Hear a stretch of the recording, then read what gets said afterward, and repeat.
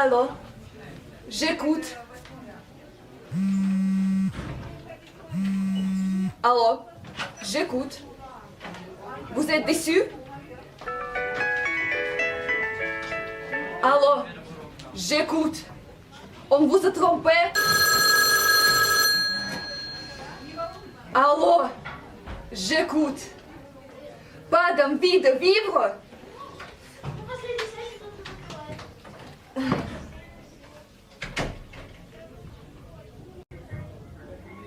Oh, poète, que faire pour sauver tous?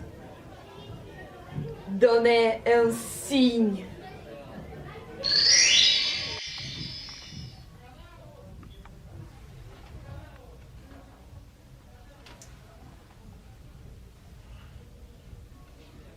J'ai été absent pendant 400 ans. Rien n'a changé. On vole, on quitte, on trompe. Je vous en ai bien dit dans mes fleurs du mal. Mais vous avez mal lu. Oh, on peut manger? Vous demandez que faire? Les aimables et...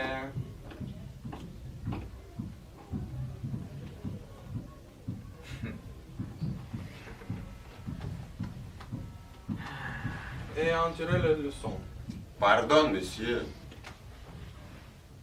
Vous me reconnaissez? J'étais le premier à parler d'évissement, il y a longtemps. Ah, c'est vous, monsieur Zo. C'est votre génie qui nous a inspirés. Nous avons pris vos sujets pour nos œuvres. Je vous plains de malheur. Il est à peine possible de changer les gens. Mais, quoi? Je vous ai donné des bons conseils dans mes fables. Cher poète, assez de disputer. Les gens vont présenter nos œuvres et leur attitude. On va voir. Mais, Silence. Il commence.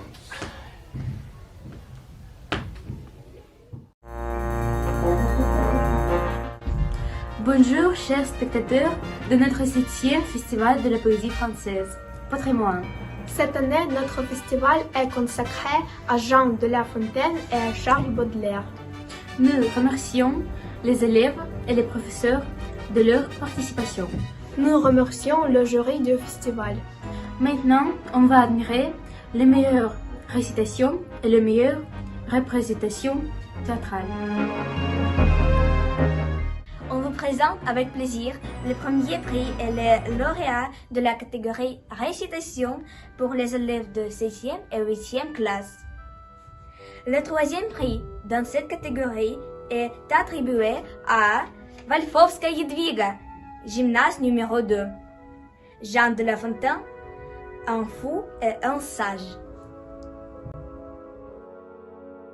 Jean de La Fontaine, un fou et un sage. Certains fous poursuivaient à coups de pierre un sage. Le sage se retourne et lui dit: Mon ami, c'est fort bien fait de toi. Reçois cet écu-ci. Tu fatigues assez pour gagner davantage. Toute pain, dit-on, est digne de loyer. Vois cet homme qui passe. Il a de quoi payer. Adresse-lui tes dons. Ils auront leur salaire. Amorcé par le gain, notre fou s'en va faire même insulte à l'autre bourgeois.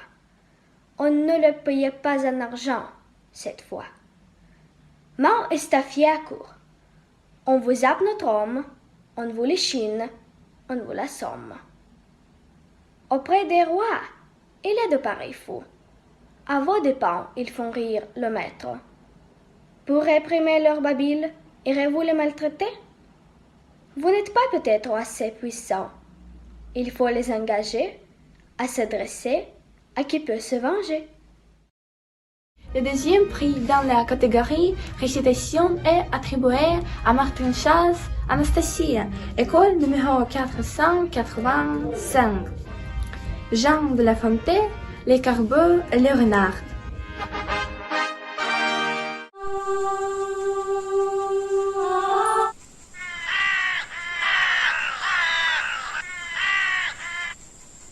Le croissement d'un corbeau m'a réveillé brusquement. Bonjour. Mon nom est Diane du Poitiers. Je fus le favori d'Henri III.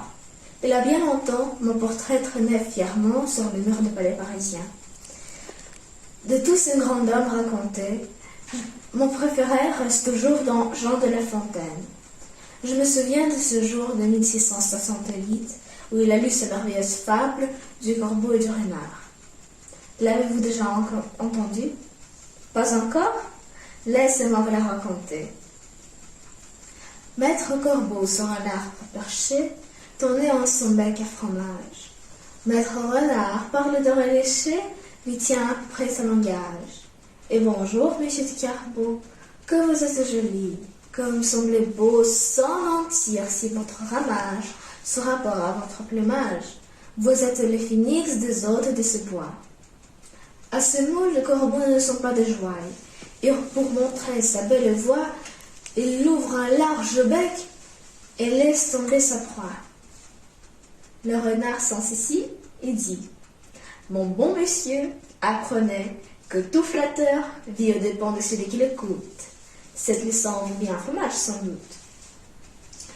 Le corbeau honte et confus jura, mais un peu tard, quand il n'y prendrait plus. Trofanchuk Aksinia remporte le premier prix dans cette catégorie. École numéro 639. Charles Baudelaire. Que diras-tu ce soir, pauvre âme solitaire?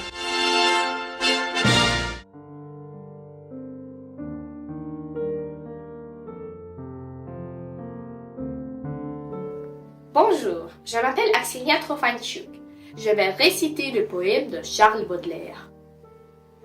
Que diras-tu ce soir? Que diras-tu ce soir, pauvre âme solitaire? Que diras-tu mon cœur autrefois flétri, à la très belle, à la très bonne, à la très chère, dont le regard divin t'a soudain refleuri. Nous mettrons notre orgueil à chanter ses louanges. Rien ne vaut la douceur de son autorité. Sa chair spirituelle a le parfum des anges, et son œil ne rêvait dans un habit de clarté. Que ce soit dans la nuit et dans la solitude, que ce soit dans la rue et dans la multitude, son fantôme dans l'air danse comme un flambeau. Parfois il parle et dit: je suis belle et je redonne. Pour l'amour de moi, vous n'aimiez que le beau. Je suis l'ange gardien, la muse et la madone. Le troisième prix reçoit Golubeva Ksenia, gymnaste numéro 271. Charles Baudelaire, L'amour du mensonge. L'amour du mensonge. Quand je te vois passer, ô ma chair indolente, au chant des instruments qui se brisent au plafond, suspendant ton allure harmonieuse et lente, et promenant les nuits de ton regard profond.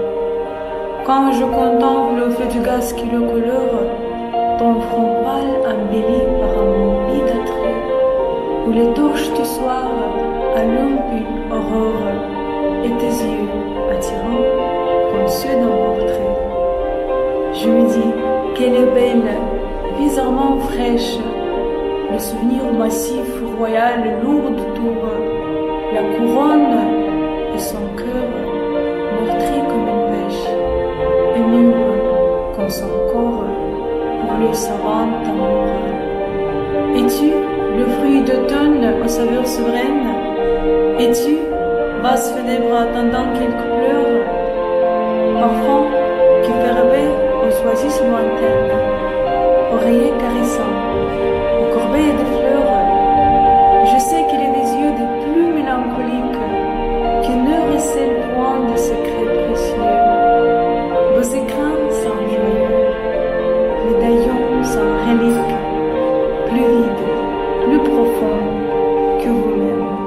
Ô cieux, mais ne suffit-il pas que tu sois l'apparence pour réjouir un cœur qui fuit la vérité, qu'importe ta bêtise ou ton indifférence, masque ou décor, Salut, j'adore ta beauté.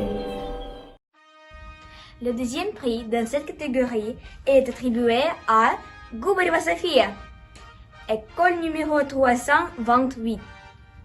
Jean de La Fontaine, La cigale et la fourmi. Fable, les cigales et la fourmi. Les cigales ayant chanté tout l'été, se trouva fort dépourvu quand la bif est venue. Pas un seul petit morceau de mouche de vermisseau. Elle alla crier famine chez la fourmi, sa voisine. Le priant de lui prêter quelques grains pour subsister jusqu'à la saison nouvelle. Je vous paierai, lui dit-elle, avant l'autre foi d'animal, intérêt principal. La fourmi n'est pas prêteuse. C'est le son moindre de fond. Qui faisiez-vous autant de chant? Dit-elle à cette emprunteuse. Nuit et jour, à tout venant, je chantais, ne vous déplaise. Vous chantiez, j'en suis fortesse. Ah bien, dansez maintenant. Shostakov Mikhail remporte le premier prix dans cette catégorie. Gymnaste numéro 155. Charles Baudelaire, Le crépuscule du matin.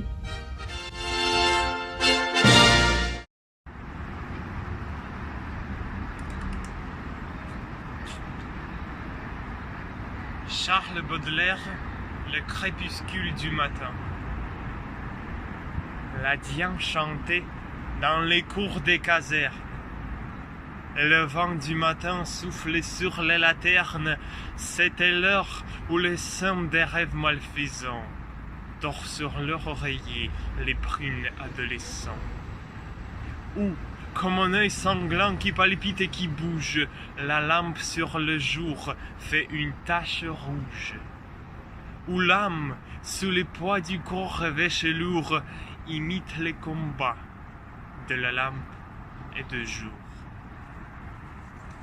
Comme au visage en pleurs que les prises essuient, à l'air en plein du frisson des choses qui s'enfuient, et l'homme est là d'écrire, et la femme d'aimer.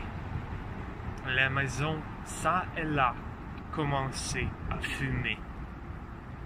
Les femmes de plaisir, la paupière livide, bouche ouverte demeurent de leur sommeil stupide. Les pauvresses, traînant leur sein magré et froid, soufflaient sur leurs tissons, soufflaient sur leurs doigts. C'était l'heure où parmi le froid et la lésine s'aggravent les douleurs de femmes angésines, comme un sangle coupé par un sang écumeux.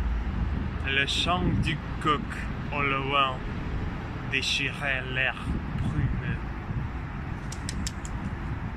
Une mer de brouillard baignait les édifices, et les agonisants dans le fond des hospices poussaient leur dernier râle en queue neigeux. Les débauches rentraient, brisés par leurs travaux. L'aurore grelottante en robe rose et verte s'avançait lentement sur la Seine déserte, et le sombre Paris en se frottait les yeux, empoignant ses utiles, vieillard laboureux.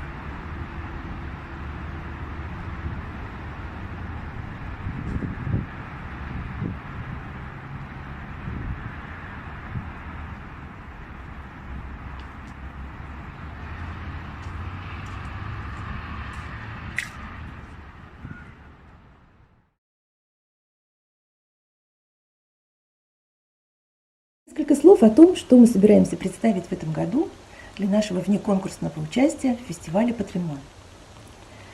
Поскольку для моих учеников французский язык является родным, а русский они изучают как третий иностранный, мы решили представить два стихотворения. С одной стороны, стихотворение Шарля Бодлера «L'Invitation au voyage» из сборника «Цветы зла», написанное в 1857 году, А с другой стороны, как отголосок ему, стихотворение Николая Гумилева, написанное гораздо позже, в 1918 году, и которое также называется «Приглашение в путешествие». Это как бы ответ Бодлеру, и с другой стороны, оно написано в другом ключе, совсем по-другому. На этом я желаю всем замечательного, интересного, удачного фестиваля. Здравствуйте! Мы очень-очень рады вновь участвовать в вашем фестивале «Патримуан» и очень горды, что вы нас пригласили. Я вам представляю моих учеников. Это класс премьер, то есть 10 класс по русскому стандарту. И это их второй год обучения русскому языку, у них третий язык. Поэтому мы просим вас быть снисходительными по поводу их произношения. И надеемся, что фестиваль пройдет так же удачно, как обычно.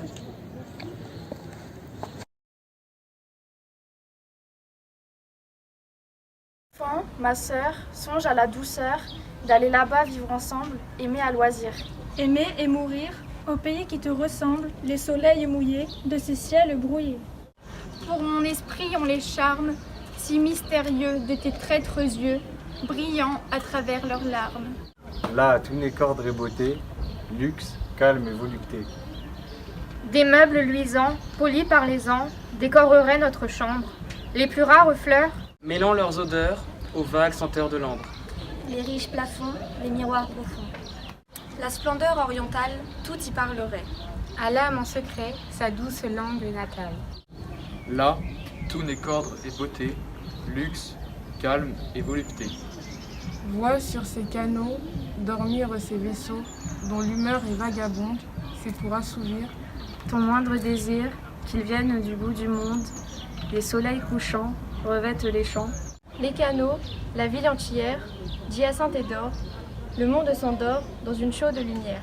Là, tout n'est qu'ordre et beauté, luxe, calme et volupté.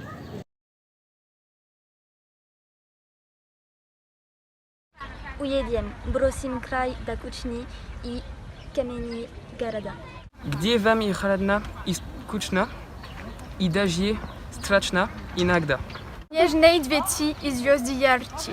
В стране, где светит южный крест, в стране богатой, словно ларчик, для очарованных невест. Мы дом построим вещи ели, и камнем выложим угли, и красным деревом панели, а палисандровым поли. Уедем, разве вам не надо, в тот час, как солнце поднялось, услышать страшные баллады, рассказы абиссинских роз.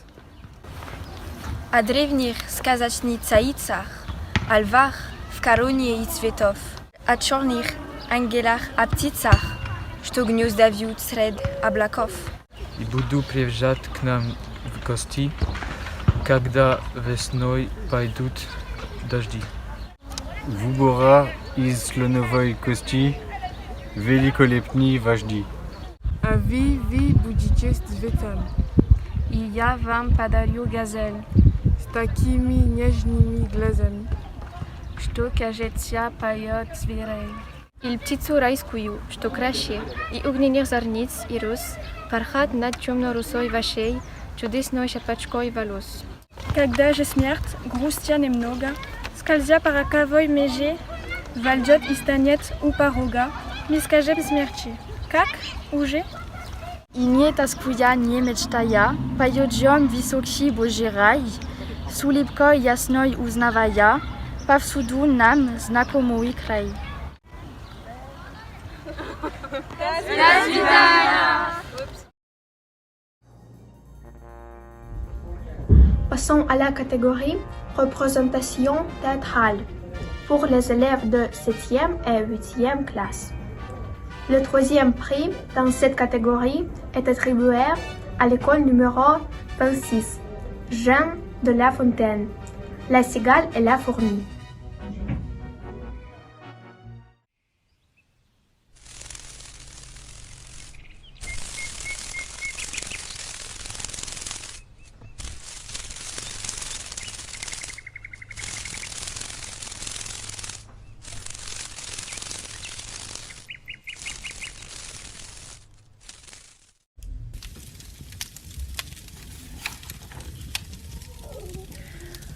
La cigale ayant chanté tout l'été. Mon âme me délaisse, oh gai vive les roses, mon âme me délaisse, oh gai vive les roses.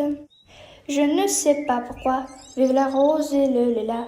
Je ne sais pas pourquoi, vive la rose et le lilas.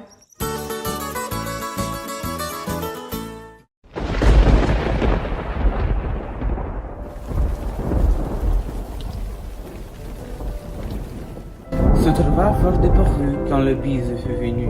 Pas un seul petit morceau de mouche et de vermisseau.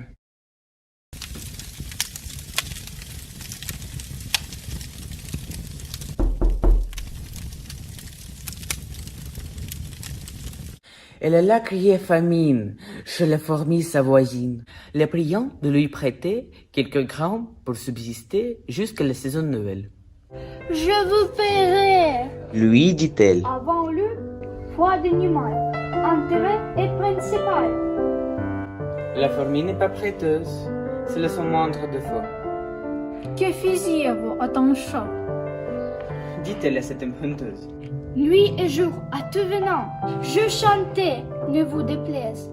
Vous chantiez, je ne suis fortesse. Eh bien, dansez maintenant.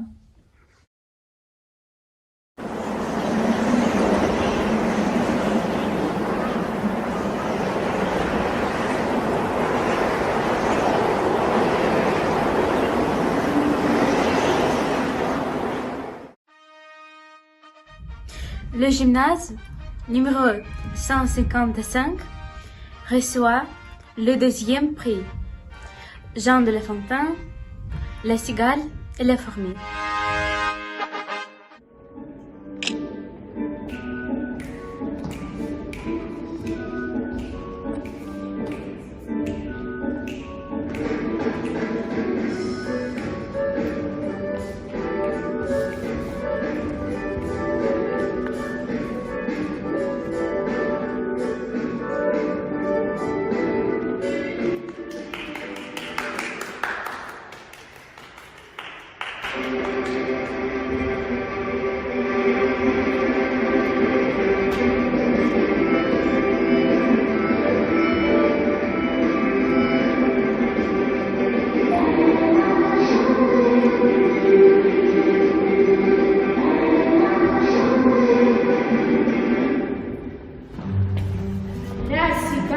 chantait tout l'été, se trouva fort dépourvu quand la bise fut venue.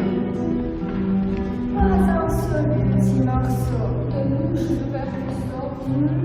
Elle est entrée famine chez la fourmi sa voisine, la priant de lui prêter quelques grains pour subsister jusqu'à la saison nouvelle.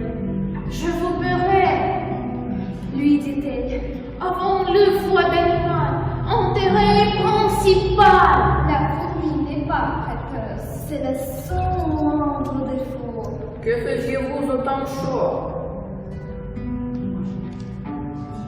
Dit-elle à cette emprunteuse.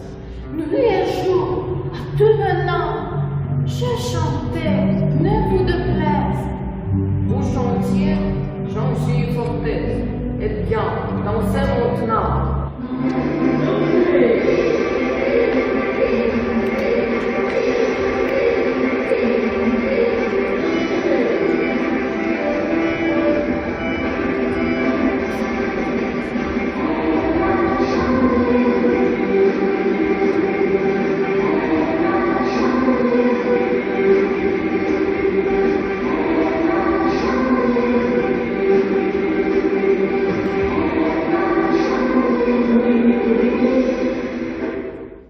École numéro 371 remporte le premier prix. Jean de La Fontaine, Le loup et l'agneau.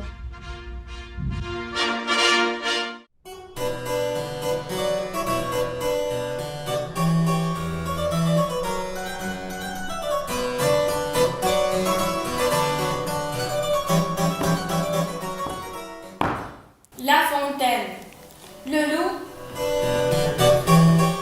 et l'agneau. La raison du plus fort est toujours la meilleure. Nous l'allons montrer tout à l'heure. L'agneau se désaltérait dans le courant d'une onde pure. Le loup suivit un Jean qui cherchait l'aventure et que l'enfant sur ce lieu direct. Qui te rend si hardi de troubler mon breuvage? Dis cet animal plein de rage. Tu seras châtié de ta témérité. Si, répond l'agneau. Que votre majesté ne se mette pas en colère, mais plutôt qu'elle considère que je me vends désaltérant dans le courant, ne devant pas au-dessus d'elle, et que par conséquent, en aucune façon, je ne peux troubler sa boisson. Mais tu la troubles. Oui, cette bête cruelle.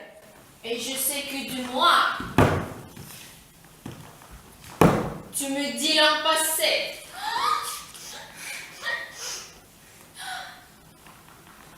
Comment l'aurais-je fait si je n'étais pas née? Reprit l'agneau. J'étais encore ma mère. Si ce n'est toi, c'est donc ton frère. Je n'en ai point. C'est donc quelqu'un des tiens. Mais, car vous ne m'en peignez guère. Mais, vous, vos bergers, vos chiens. Mais, on me l'a dit. Il faut que je me venge. Là-dessus, au fond des forêts, nous l'emporte. Et puis, le mange. Sans autre forme de procès. Sans autre forme de procès. Sans autre forme de procès.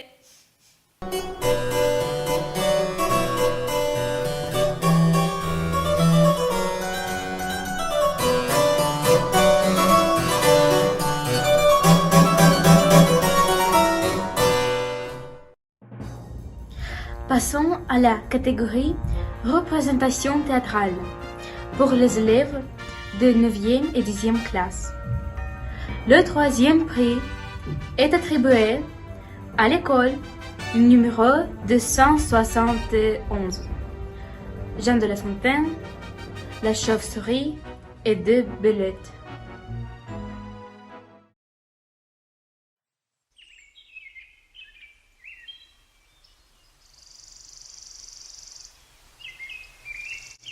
Une chauve-souris de la tête baissée dans un nid de belettes, et ces deux qui les furent, l'autre envers les souris de l'automne courroucée pour la dévorer, accourut. Quoi? Vous osez, à mes yeux, vous produire, après que votre rage a tâché de me nuire? N'êtes-vous pas souris? Parlez sans fiction. Oui, vous l'êtes, ou bien je ne suis pas belette. Pardonnez-moi, dit la pauvrette, ce n'est pas ma profession. Moi, souris, des méchants vous ont dissimulé. Grâce à l'auteur de l'univers, je suis oiseau. Voyez mes ailes. Vive les gens qui font les airs. Sa raison pure et simplement, il fait si bien qu'il lui donne liberté de se retirer.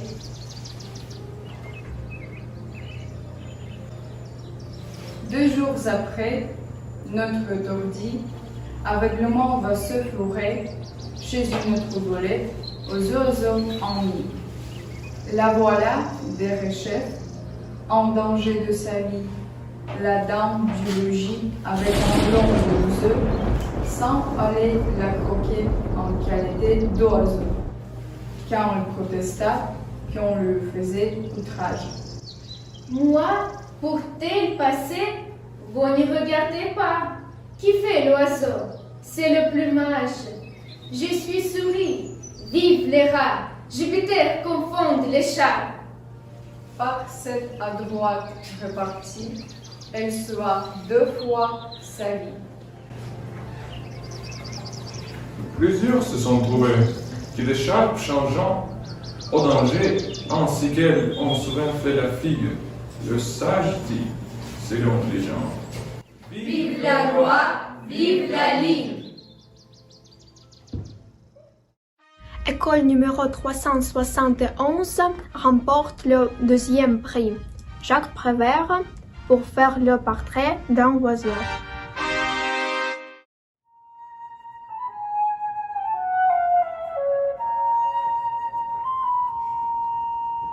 Pour faire le portrait d'un oiseau.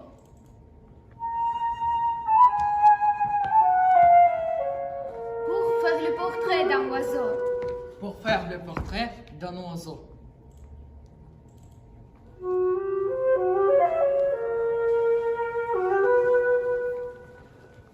Peindre d'abord une cage avec une porte ouverte. Peindre ensuite quelque chose de joli, quelque chose d'utile, quelque chose de simple, quelque chose de beau. Pour l'oiseau. Placer ensuite l'étoile contre un arbre, dans un jardin, dans un bois ou dans une forêt. Se cacher. Derrière l'arbre. Sans rien dire. Sans bouger. Parfois, l'oiseau arrive vite, mais il peut aussi bien mettre de longues années, de longues années, de longues années, de longues années, de longues années avant de se décider. Ne pas se décourager. Attendre, attendre s'il le faut pendant des années, la vitesse ou la lenteur de l'arrivée n'y a aucun rapport avec le récit du tableau. Quand l'oiseau arrive, S'il arrive, Quand l'oiseau arrive, observez le plus profond silence. Attendre que l'oiseau entre dans la cage.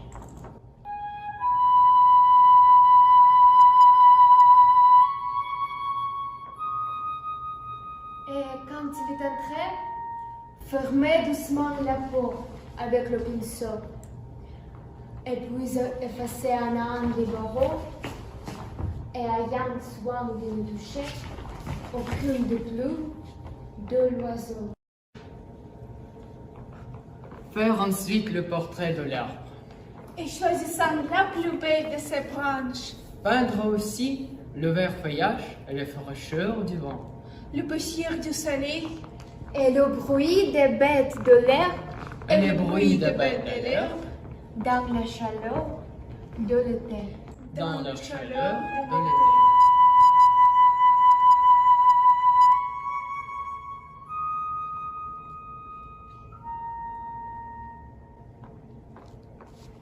et puis attendre que l'oiseau se décide à chanter.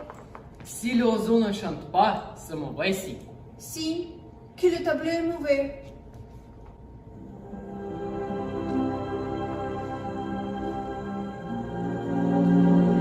Mais s'il chante, c'est bon signe. Si que vous pourrez signer. Alors, vous arrachez tout doucement Une des plumes de l'oiseau.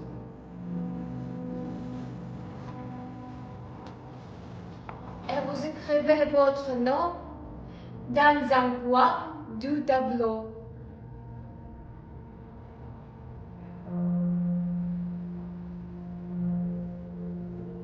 Jacques Prévert.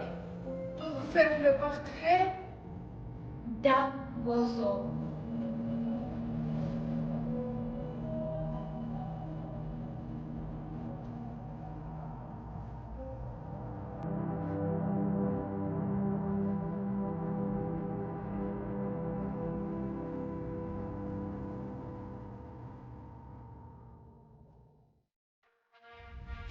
Le premier prix de la catégorie représentation théâtrale est attribué à l'école numéro 266, Jean de La Fontaine, Le Corbeau et le Renard. Mesdames et messieurs, attention! Seulement chez nous est la dernière fois. Venez nombreux et vous ne le regretterez jamais. L'atelier théâtre de la 9e classe de l'école 266 a le plaisir de vous présenter les fables de La Fontaine, Le Corbeau et le Renard, mise en scène par Michaela Robert, Zaspen Gouglet et Vano Wallis. Il était une fois un corbeau fier et orgueilleux et un renard rusé et flatteur qui voulait lui prendre son fromage. Il faut savoir garder les raisons, même quand quelqu'un nous flatte et nous dit ce que l'on veut entendre. La sagesse est toujours la plus forte. Maître Corbeau, sur un arbre perché, tenait dans son bec un fromage. Maître Renard, par le dos alléché, lui tint à peu près ce langage. Et bonjour, monsieur de Paul, que vous êtes choisi, que vous me semblez beau. Sans mentir, si votre ramage se rapporte à votre plumage, vous êtes le phénix des hôtes de ces bois. À ces mots, le corbeau ne se sent pas de joie, et pour montrer sa belle voix, il ouvre un large bec. Laisse tomber sa proie. Le renard s'en saisit et dit: Mon bon monsieur, apprenez que tout flatteur vite dépend de celui qui l'écoute. Cette leçon vaut bien un fromage, sans doute. Le corbeau, en ton confus, jura, mais un peu tard, qu'on ne l'y prendrait plus.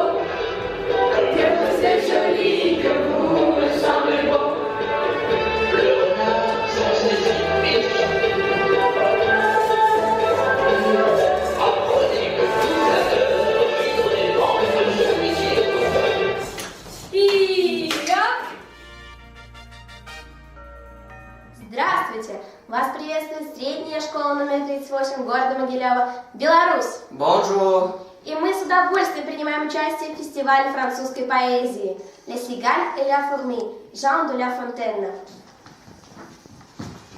La cigale, ayant chanté tout l'été, se trouva fort dépourvue quand la bise fut venue. Pas un seul petit morceau de mouche ou de vermisseau. Et il alla crier famine chez la fourmi, sa voisine, la priant de lui prêter quelques grains pour subsister jusqu'à la saison nouvelle. « Je vous payerai, lui dit-elle. Avant l'autre fois d'animal, intérêt et principal, la fourmi n'est pas prêteuse. C'est là son moindre défaut. » « Que faisiez-vous au temps chaud ?» dit-elle à cette emprunteuse. « Nuit et jour, à devenant, je chantais, ne vous déplaise. » Vous chantiez, j'en suis fort aise. Eh bien, dansez maintenant.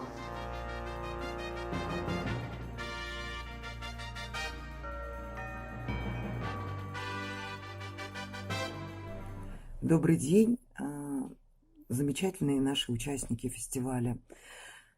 Хотелось бы сказать о необычности ситуации вот именно этого 7-го фестиваля, когда мы все удаленно работали, и мы очень переживали, волновались за то, как состоится этот фестиваль, насколько вы будете энергетически наполнены, активны, насколько вы будете креативны в своих видениях и пониманиях поэтических произведений.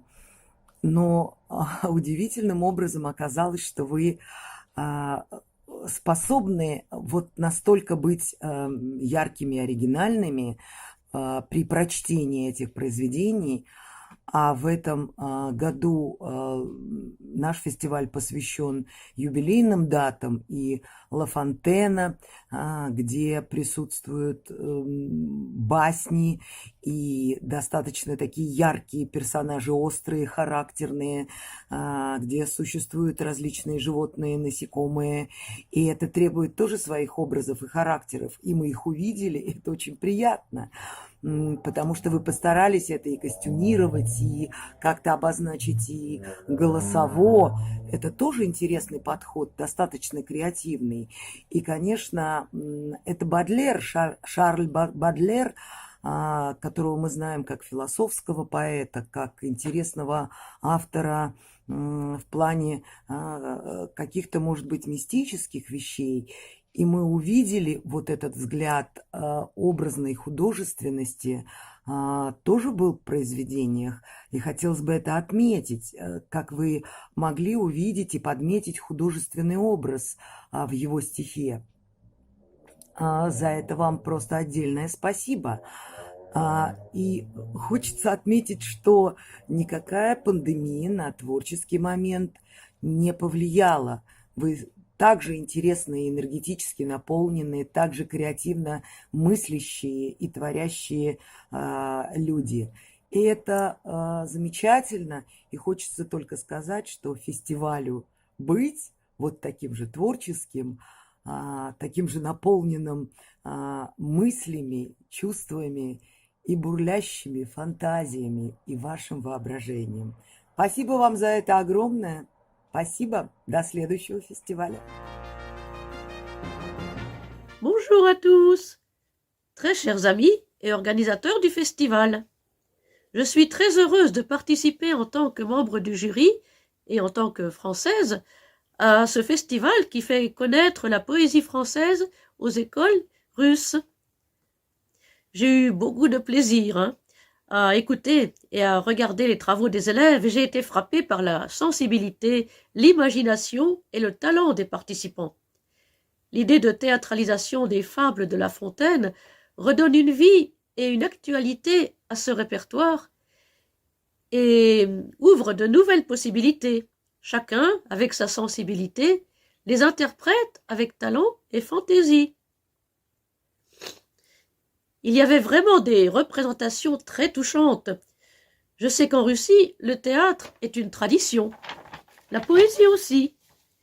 Et mêler ce talent russe à la beauté de la poésie française est vraiment très enrichissant. Alors maintenant, en ce qui concerne les prestations individuelles, j'ai été frappée par la grande sensibilité des élèves. Vous savez tous que la poésie de Baudelaire demande une certaine maturité pour être comprise. Et certains participants ont très bien su l'interpréter avec une grande sensibilité et une intonation très juste. Et tout cela dans une langue étrangère. Bravo! Je félicite également les professeurs des écoles qui ont su transmettre la nature de notre belle langue et faire aimer la poésie. Merci. Nous vous remercions encore une fois de votre participation. Nous espérons vous revoir l'année prochaine. Au revoir.